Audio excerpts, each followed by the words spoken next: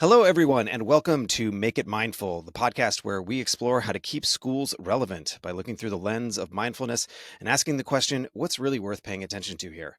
I'm your host, Seth Fleischauer. In each episode, I interview educational changemakers, striving to understand what they do, why it works, and how it can lead to practical, transformative solutions for teaching. This week, my guest is Vriti Saraf. Vriti, welcome. Thank you for having me, Seth. So we met in that era when I think everyone was just the only place that they were making new friends was on the internet because there was something happening like globally. I kind of forget because I blocked it out. But we met on LinkedIn in like 2021 or 23. It's all a blur. And I think that the thing we bonded over was like my biggest pet peeve in education, which is when people lecture about how lecturing is a bad way to teach. Uh, and then you chimed in saying that that was the whole reason you were starting to create some alternatives to the teacher conference, which you have done, and I have attended on Gather, which has been super fun. I want to talk about a lot of the things that you do because you do a lot of things. But first, I'm going to read this little paragraph about what you do, and I just want you to tell me is this right or not? Okay, just like did I do a good job? So today's guest is an innovator in the education space, the founder of Ed3DAO and K20 Educators. Vriti's companies do three main things. First, they build online asynchronous courses in partnerships with universities like Idaho State and Fordham, focusing on emerging technologies and teaching this content via project-based learning, UDL, and restorative practices. Second, they foster a vibrant community of practice where educators collaborate and learn from each other, with NFT holders accessing not only the wisdom of their peers, but also grant opportunities and international conferences. And third, they are thought leaders pushing education forward through micro credentials, digital portfolios, and other transformative initiatives aimed at reshaping pedagogy. How'd I do? I think you did better than I normally would do. So thank you for all those added details. Awesome. So I'm really excited to dive into here to your work. I really want to understand what it is and why it works. And the first thing I'd love for you to do is to paint me a picture. So you talk about integrating emerging technology with universal design for learning, UDL, project-based learning, PBL, and restorative justice. What does that look like? So the first just quick correction I want to make is we're not pedagogy. We look at many different pedagogies, and so the three that you mentioned are three of many. And so we're Okay. also adding things like design thinking, also things like the five E's in STEM or SEL. So we basically span all pedagogies. And so one of the things I'll start off with why we're doing this, and then I'll paint that picture. One of the biggest pet peeves that we have in emerging tech right now, especially with AI, is that oftentimes educators are subjected to adopting strategies in emerging tech in their classroom because of an ed tech tool that their district bought for them, or because it's a really like sexy thing to do that sort of like talks about teacher efficiency or something like that, but it's not actually improving their practice. It's not actually increasing the quality of instruction or the quality of teaching and learning, and it's not making life easier for them. And so one of the things that we often say is right now, especially with the use of AI, we're really perpetuating the status quo in education. We're not actually enhancing it. We're not transforming it. And so what the solution that we came up with in order to really move forward on that was, how can we engage educators with the pedagogies that we know are really effective and have been effective for ages, and reinforce them in a way that they're able to learn them better while also teaching them about content, about emerging technology like AI, and enhancing that pedagogy through that sort of emerging tech. So that's sort of where the idea came from. And we've delivered quite a few courses, as you mentioned, PBL, UDL, restorative practice, all that kind of stuff. So what does that actually look like, right? So right now, what we're seeing in the AI market is educators are learning how to more efficiently generate lesson plans or more efficiently create assessments. And The problem with that is if a teacher doesn't know how to generate a good lesson plan in the first place, then anything you generate with AI is still going to be Oh, garbage. come on. You're getting fancy here. No, no, no, no. It's just about creating them. We just have to get them out faster. Exactly. So it's just it's silly to say and silly to think about, but it is the reality of most education systems right now, where educators are struggling because they're just not getting the right PD. They're not getting the most effective and efficacious PD for their teaching and learning. So what we're doing is we're reintroducing concepts, let's say like restorative practices in classroom management, to educators, and then we're finding really purposeful moments where we can integrate AI into their practice so that it can enhance the way they deliver that pedagogy. And so an example of that is in our restorative practices course. There's something called logical consequences. Logical consequences, if you're unfamiliar with it, the concept is, if a student does something that is, not expected or not, aligned with the class rules, or is a behavior that is, not something that the teacher wants the student to do, you have to give them a logical consequence, not like take away their recess. That's completely unrelated to the actual like action that they had, right? So there's this whole framework around logical consequences. Now, in the past, the way that we've created logical consequences is we've had to like create like these long sort of, maps, or these long sort of like situations where we have to like identify what the action was and what the potential consequence could be. And sometimes we get that wrong, whatever.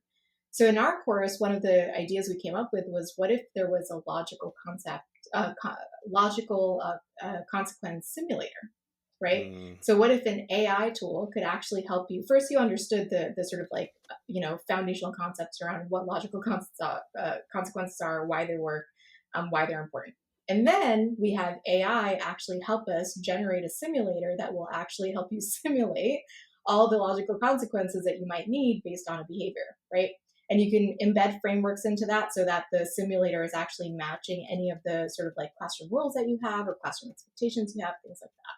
So that's one example of how we can really use AI in a purposeful way so that it's actually enhancing our practice and not just, doing something more efficiently. I'll yeah. give you one more example in the same course. So, when we're working with when we're working with students on any type of behavioral practices, empathy is a really, really important thing. And for first-time teachers, it's really hard to get into the brain of a student, and really hard to really empathize with what they're going through. So one of the activities that we have in one of our courses is, what if we created a student persona using an AI tool, something like Character AI or Synthesia or any of those things, and basically had the teacher practice engaging with that student and basically developing that sort of empathy through that persona, right? So things like that we think are a much better use of AI for education, so that teachers can actually like reinforce and enhance their practices, rather than, oh, let's use AI to generate a lesson plan for, Yeah. restorative practices. Yeah. Okay. So 19 more questions, but I guess I'm going to start with what you said last first. Um, Something I'm struck with here is it's something I've heard echoed over and over again on this podcast, which is like, you don't just throw the tech in front of them for the tech's sake, right? Like it's more about what you're trying to do with the tech, right? And you have to centralize that in order to be able to make sure that the tech is being used effectively. Um, and I want to in a second get into like how the pedagogies are the right pedagogies to focus on, because you listed a lot of them, and generally I agree, but I love unpacking this question because I think there's some fuzzy answers. But before we do that, I wanted to ask about um, so like one of my favorite uses of AI, and this is maybe somewhat unconventional, but like when I have like an emotionally heated conversation over text with someone that I care about deeply, and I want to make sure that I like don't come off like pissy and mean, I will like write my pissy and mean message and then I'll put it into AI and I'll be like, can you just make this nicer?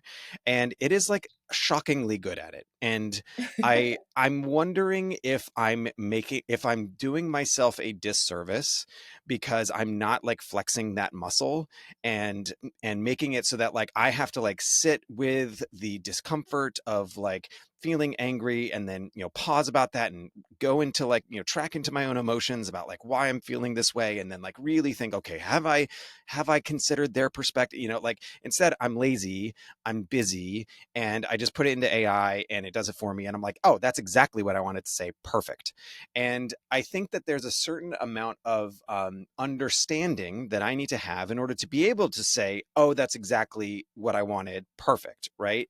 And what I worry about is that even like the logical consequences simulator, I first of all, I love that use of it, like fantastic, right? Because it's so good at brainstorming.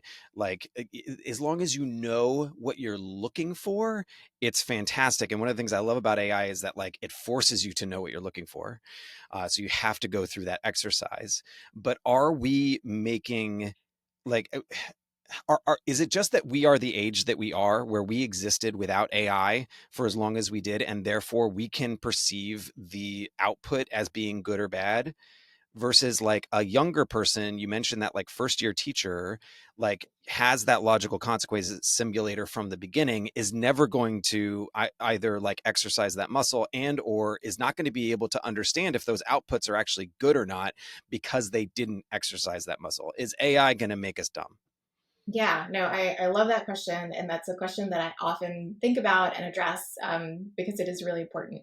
So, the way that we often frame it is AI going to make us lose our self governance. That's Hmm. generally the sort of like phrasing that we like to use.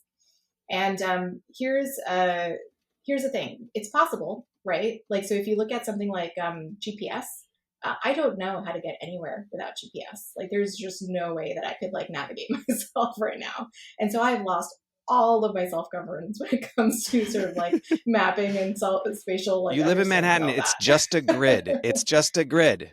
You'd be surprised at how confused I get still.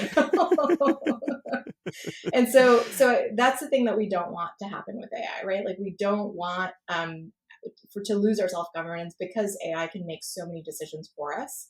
And so there's two ways that we're thinking about that. Number one is how early do you start with the AI utility, especially when you're a kid, but also when you're an adult. Do you start it from the get go? So do you provide this logical consequence simulator for a teacher who doesn't even know what logical consequences are? Hmm. I would argue no, right? So first you teach about what they are, why they work, and then you actually have them develop it. So it's not like you're giving them the simulator; you're actually having them develop the simulator using Okay. their classroom rules and guidelines, right? So that's one thing. The second thing is how do you evaluate the output, right? So when you, Seth, are putting, your mean messages into ChatGPT and it's producing something that is appropriate for you, like you're still doing the evaluation and you're still saying, okay, this is the right tone that I want to set, right?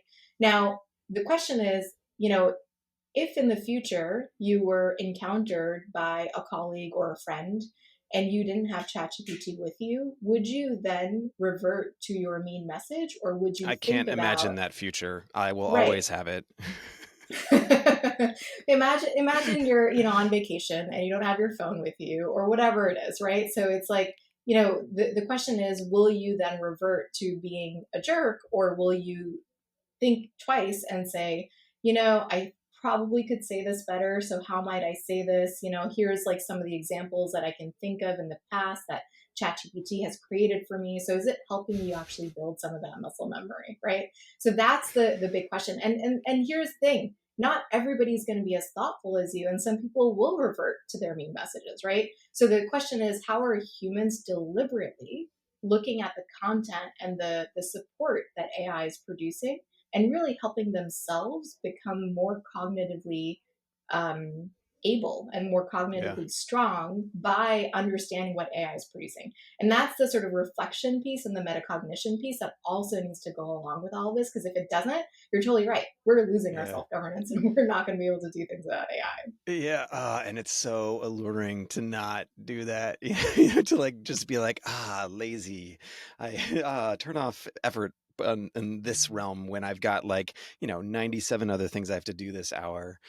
Um, you mentioned output, and I want to kind of segue into that initial question that I had. So it sounds like you're somewhat like pedagogically agnostic, right? Like you have different pedagogies that you identify as being valuable things to know, valuable approaches to take. Maybe not for every student, but maybe not for every teacher, but in certain circumstances where a culture has emerged that wants UDL, like if you're going to be doing it, here's how to incorporate emerging technologies into it.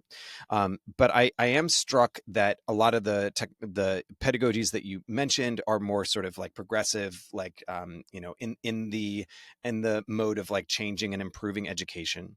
Um, and I'm gonna like connect this to that teacher portrait thing that you are working on, that I think we were talking about before we started recording here. You just got a grant to like develop the portrait of a teacher. We talk about the portrait of a graduate. It's an alternative assessment. Like instead of having SAT scores and letter grades, you've got a portfolio that the student defends with their own ideas. There's some metacognition involved. In that way, it's a way to capture a much larger slice of achievement than the narrow slice that standardized tests can measure. Um, but there's a question of like when you're building the teacher portfolio and what's going to go into that, how do you know that you're focusing on the right things, especially in terms of like what the students are producing? Because once you get away from objective measurements, it all becomes very gray and fuzzy and confusing as to whether or not you're actually capturing what you want to capture, whether or not you're capturing that without bias, whether or not the nature of the subjective assessment makes it so that all of the things that culture is biased towards is just going to find their ways into that assessment. Like, how do you know that what you are expecting of a teacher is actually what is going to help a student succeed in this world? So I'm actually hearing three questions with the Sorry. narrative that you just gave here. And so I want to make sure that I address all three of them, or, whichever ones you want me to. So the first question that you start off with is like, how do we choose our pedagogy? And like, why are we focusing more on the progressive ones? The second question, I think, is about the portrait of a teacher and what that actually means. And the third one is performance-based assessments, and how does that, for teachers, and how does that align with the success or the sort of outcomes that we want for children, right? So those are those are the three questions that I'm hearing. Really, It was if you all want one me to question in my just, mind, but yeah. I hear you. So I'll start from the first one, which is how do we choose our pedagogies? And I think you're right. We are choosing the more progressive ones because we started this nonprofit to create change in education and to really move towards what we call Horizon 3, of what education could look like, which is really like the next version of education that incorporates emerging tech, that incorporates like all the moving pieces of the evolving world. And so the way that we choose pedagogies are really around the sort of more progressive things. And we are, the interesting thing is there are so many pedagogies out there that are really progressive and that are really student centric and that are really about sort of like hands-on learning, critical thinking, all that kind of stuff. But those are often not prioritized, especially in American schools, because it's just easier to do didactic instruction. And so that's one of the sort of like MOs of our organization, which is like, can we actually like proliferate more of these strategies, especially if AI is going to help make it easier to implement it. So that's the sort of first thing. The second question was about the portrait of a teacher. So the portrait of a teacher is slightly different than what you described as the performance-based assessment stuff.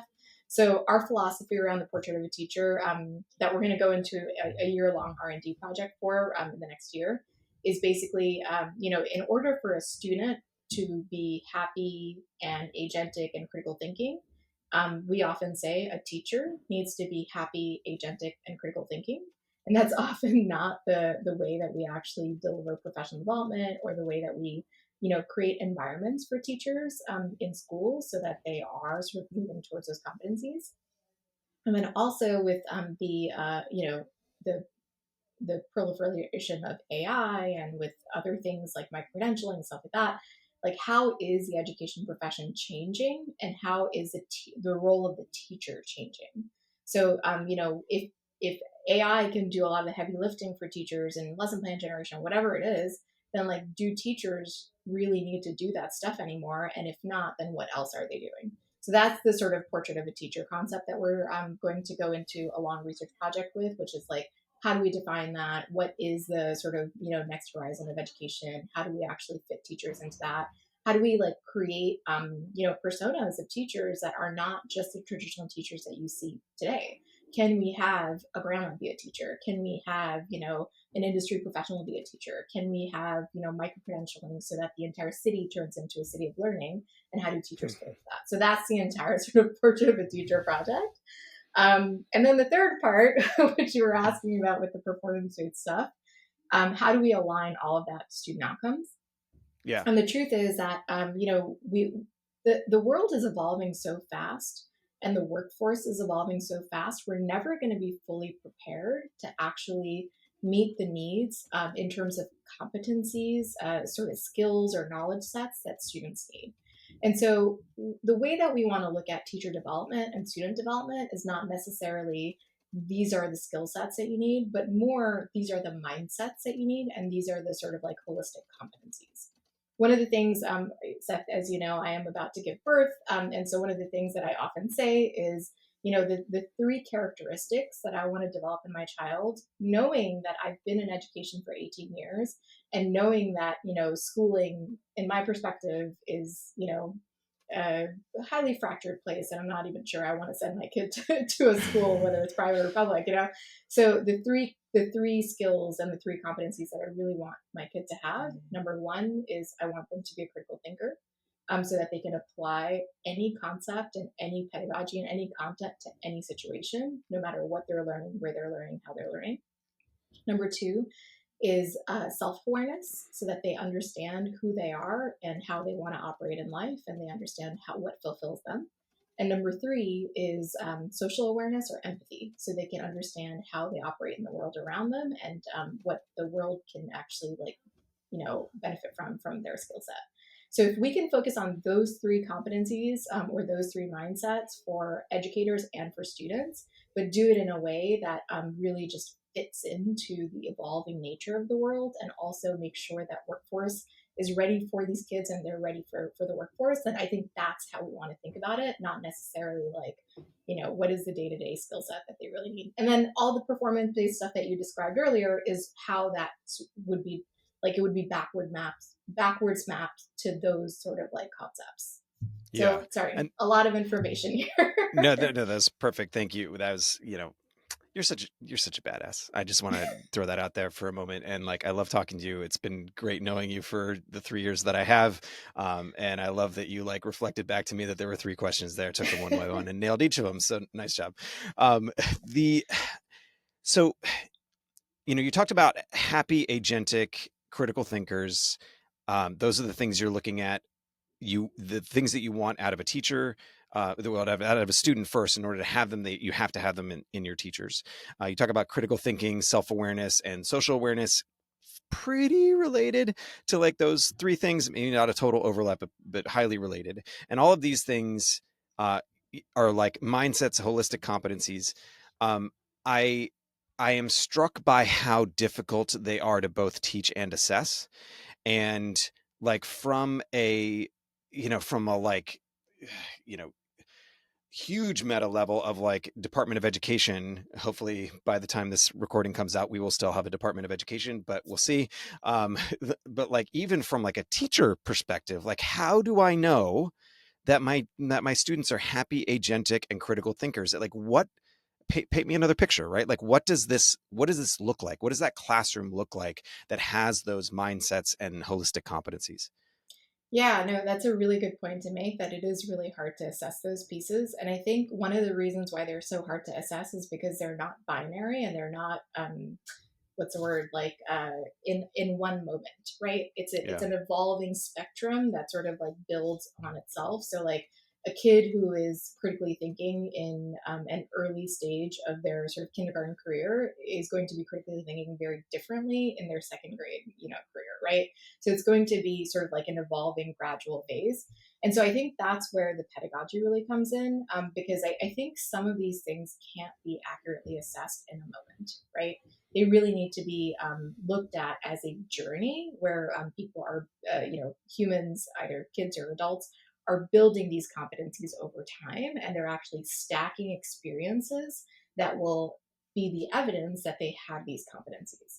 And so that's why things like project-based learning or design thinking or phenomenon-based learning or any of these things come into play, because they already have the sort of the scientific sort of cognitive integrations, right? Like they already are sort of like thinking about how do you actually create experiences for a kid that will enable them to apply one concept to another and critically think about that.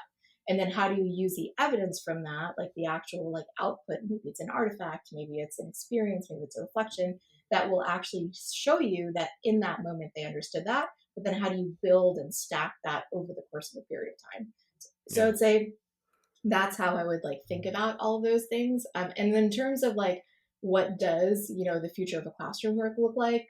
One of the concepts that I've been obsessed with lately. This came out way back in like I think it was like 2013 or 14, but UNESCO created this concept called the cities of learning.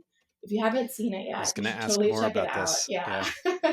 it's super cool. It's unfortunate like that it didn't gain a lot of traction, but they have this like PDF that we can link to the notes later if you'd like.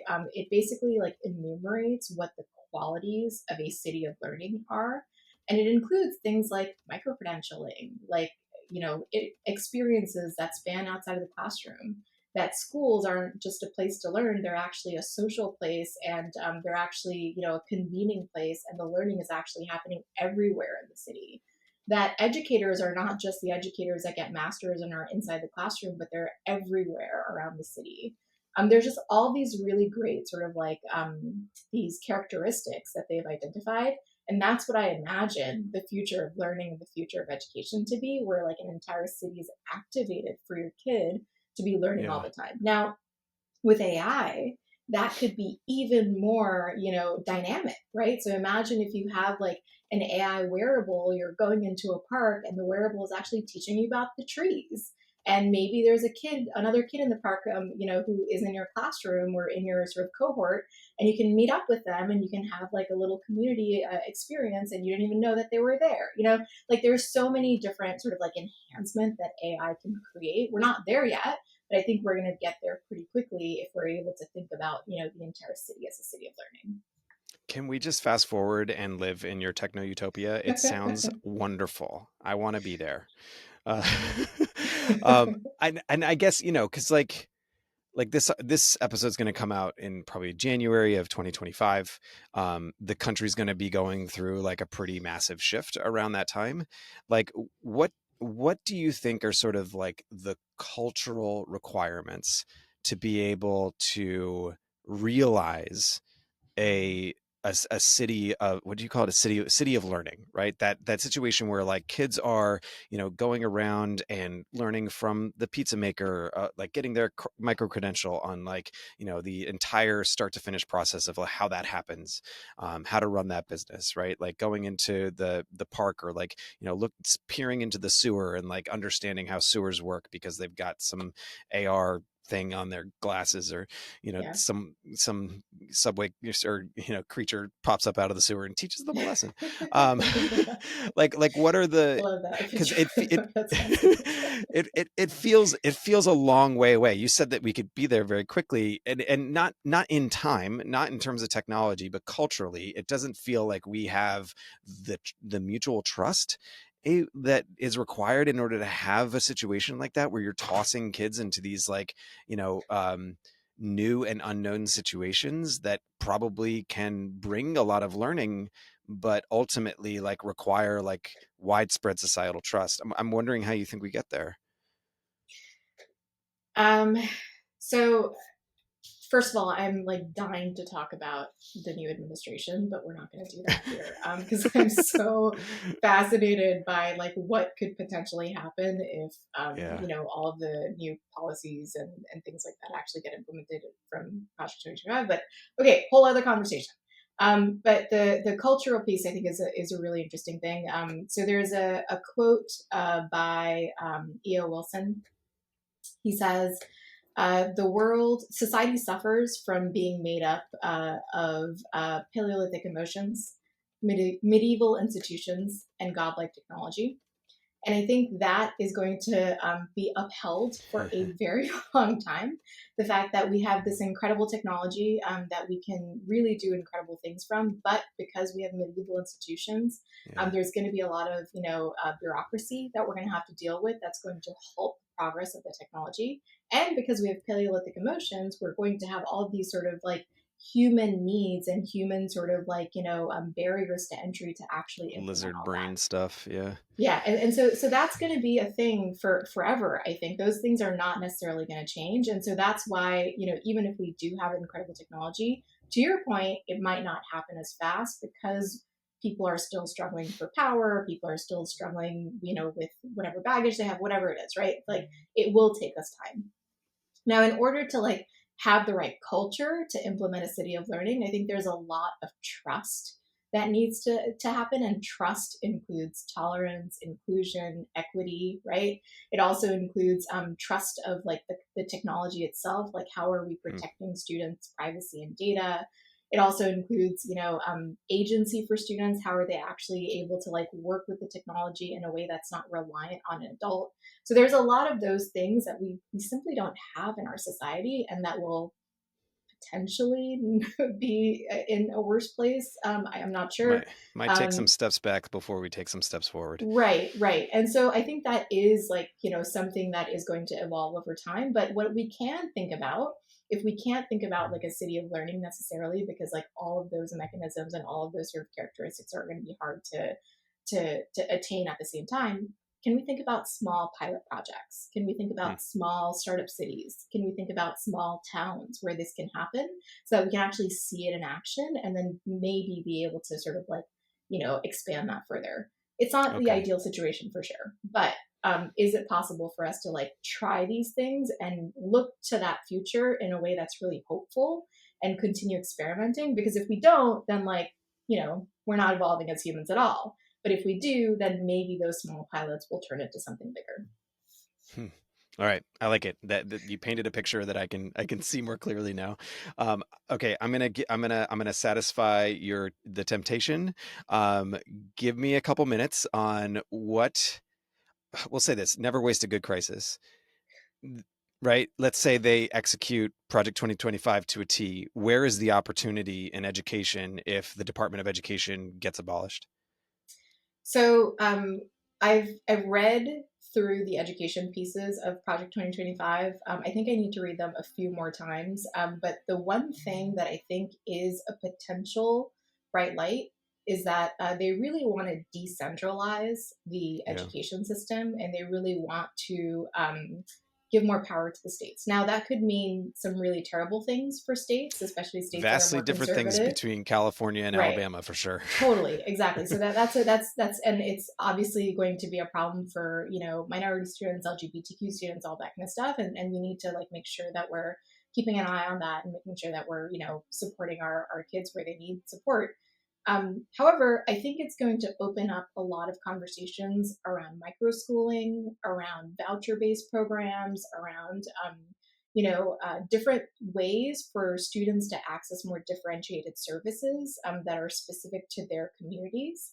And that could turn really ugly for sure, but it could also turn really into a positive thing if we as educators are keeping a pulse on that and Mm, providing the right opportunities for folks that need it. And so I would say that's the one thing that I think we could potentially start planning for, which is like, how do we support more, innovative models for microschooling, or how do we yeah. make sure that parents understand how to use their, education credits or vouchers appropriately so that they can access the services that they really need. So I would say that's the one thing that I would say if he's successful in implementing, it could be something that could lead to more innovation in education. Yeah. Yeah, I mean, the way I see it, kind of just look at like charter schools as like a microcosm where they're like charter schools on the whole, I think have higher highs and lower lows than like schools, more Good way to generally. put it. And I think that that's what happens when you like decentralize things, right? Like the purpose of decentralizing is to kind of bring everyone up to a certain standard, but it can also pull back the high flyers. And if you decentralize it fully, we're gonna have some high highs, we're gonna have some low lows, and within that, maybe there's some lessons learned that even with those low lows, maybe that becomes an opportunity to avoid that type of thing in the future.